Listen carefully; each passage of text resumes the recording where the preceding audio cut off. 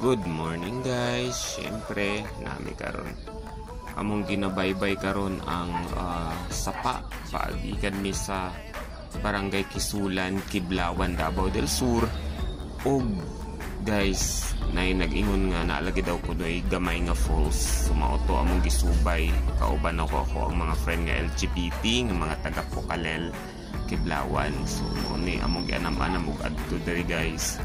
Lisod ka dalan actually.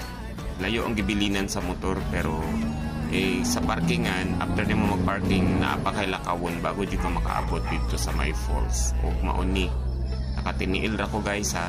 Naawon na to ang mga bato sa sapa. Lupig pa na ako'y nagtinitensyan. Sakit ka sa tiil guys. But it's okay.